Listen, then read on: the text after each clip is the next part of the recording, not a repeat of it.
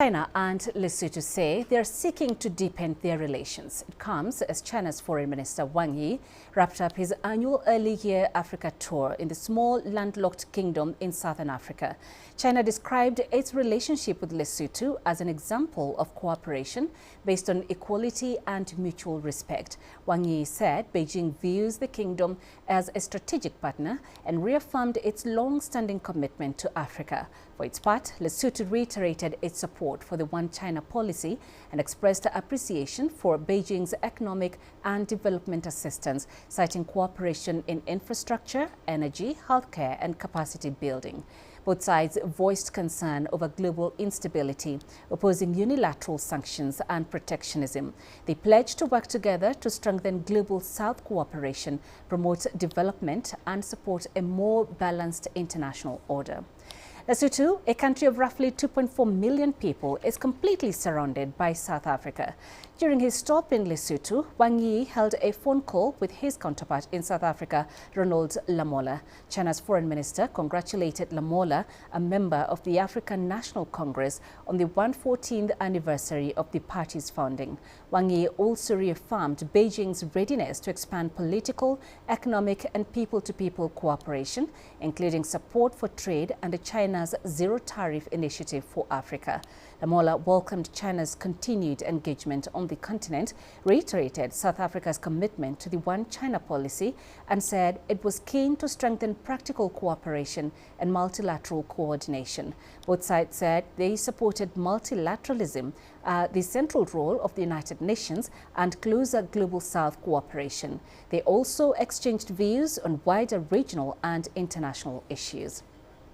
We have with us Dr. David Monyae, the director of the Center for Africa-China Studies at the University of Johannesburg and the co-director of the Confucius Institute in South Africa, joining us live via Zoom from Johannesburg. Dr. Monyae, thank you very much for joining us. What are the key takeaways from the trip? There are a number of takeaways. One is the strengthening of the relationship between Africa and China, and more so specific countries that Minister Wang, Foreign Minister of China, visited: Tanzania, Lesotho, Ethiopia. And these are countries that are playing a critical role, and a lot of transformation taking place in these countries. Lesotho is railing from the kind of tariffs that it has been receiving from United States, and therefore Minister Wang assured Lesotho that the two countries will continue playing a critical role, particularly China opening up its market to Lesotho, and in other areas of cooperation, particularly human capital, human resource development. How can China's ties with Lesotho help strengthen Lesotho's economy? In so many ways. Human capital development it's critical, and we can see it through health issues in Lesotho, quite huge. It's a poor country, very small, as you have stated, 2.4 million people. Infrastructure development is a mountainous country, and therefore I think we see with the building of a bridge in Lesotho and so many other areas, particularly the opening of Chinese markets in agriculture sector is critical. Lesotho is still developing in those sectors, and therefore I think going forward we'll see more areas, particularly technology and others. Now, Tanzania and China have committed to synergizing the implementation of their development strategies to boost common development. How significant is this development? It's quite significant, and Tanzania within the African continent has played a pivotal role. And if we can remember as back as 60s and 70s, China played a critical role in terms of assisting the African continent in fighting colonialism and apartheid in then apartheid South Africa, and to build the Tazara rail. And we see the continuity of that relationship in recent years. I think we've seen the strengthening party-to-party between Tanzanian governing party and the CPC. and through the establishment of the Nyerere School. And beyond that, I think you will see with the visit by Minister Wang, the agreements in capital development, health issues, as well as continued infrastructure development that we see Tanzania as one of the countries that's fastest growing, and therefore opening of that trade with China, it will assist Tanzania and the region, SADC in particular. How best can Africa take advantage of the China-Africa Year of People-to-People Exchanges to be launched by Wang Yi in Addis Ababa during this tour? The people-to-people is central, and as you are aware, that last year we commemorated 70 years of the Bandung Conference that took place in 1955. And China was present on that summit.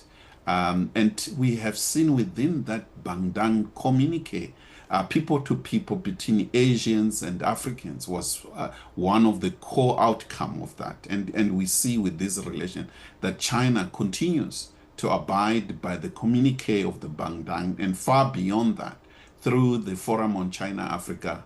And we see a lot of bilateral relation with specific country, especially Tanzania and China, expanding trade and going now deeper beyond business people and politicians to ordinary people. And therefore, I think we're going to see more happening, not just in these visited countries, but across the African continent.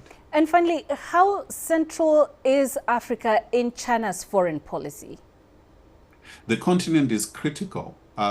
When it comes to the Western world, they look at Africa with these negative lenses, that Africa is a continent of disease, negative in terms of poverty, movement of people, and the like. While China plays a much more constructive, building the continent, working with the African continent on core issues in terms of uplifting ordinary people from poverty and learning from the lessons that China itself went through. And therefore, I think going forward, we see that China relies on the African continent as well in terms of shared positions on multilateral at a global level, including the One China policy, and so many others that affect the entire world. We appreciate those insights. Thank you for joining us, Dr. David Monyae, speaking to us from Johannesburg. Now, Wang Yi also visited Ethiopia and Tanzania on his 2026 tour of Africa. CGTN's Robert Nagila has a look back at the highlights. As Foreign Minister Wang Yi flew to Ethiopia to begin his week-long Africa tour, two milestones stood out. This year marks the 70th anniversary of the start of diplomatic relations between China and Africa. It is also the 36th consecutive year that a Chinese foreign minister has visited Africa as his first overseas destination of the year, an indication of the importance of this relationship. At a meeting with Ethiopia's Prime Minister Abiy Ahmed, Wang Yi said China was ready to work with Ethiopia to strengthen development strategies and elevate their all-weather strategic partnership. The Chinese foreign minister urged Ethiopia to leverage China's zero-tariff policy for African countries by strengthening diplomatic relations with China. The two countries say they wish to boost economic and trade cooperation as soon as possible and advance high-quality Belt and Road cooperation between China and Africa.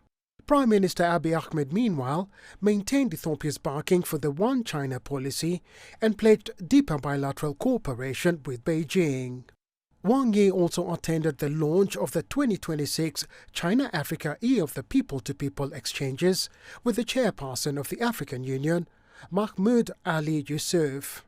The two diplomats exchanged views on how to jointly advance modernization, global governance, China's zero-tariff measures for Africa, and peace and development in the Horn of Africa. Later, Wang Yi held talks with Ethiopia's Foreign Minister Gideon Timotheus. The second leg of Wang Yi's tour was in the East African country of Tanzania. Here, China's foreign minister held talks with President Samia Suluhu Hassan. Wang Yi emphasized that their bilateral ties are based on mutual trust and support, and their cooperation is characterized by mutual assistance and shared progress. On her part, President Suluhu recognized China's contribution to Africa's economic and social development.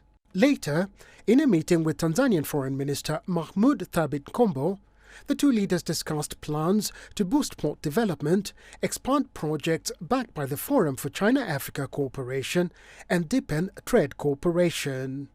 They also identified ways to improve China-Africa ties to jointly uphold justice and to advocate mutual benefit. The third and final leg was in Lesotho, a small kingdom completely surrounded by South Africa. Here, Wang Yi held talks with the nation's foreign minister on strengthening bilateral relations. In a joint communique, they agreed to boost cooperation in areas such as agriculture, water management, renewable energy, and trade. Earlier, a scheduled visit to Somalia was cancelled following a scheduled change, according to remarks by the spokesperson of the Chinese embassy in Somalia. Bobat Nagila, CGTN.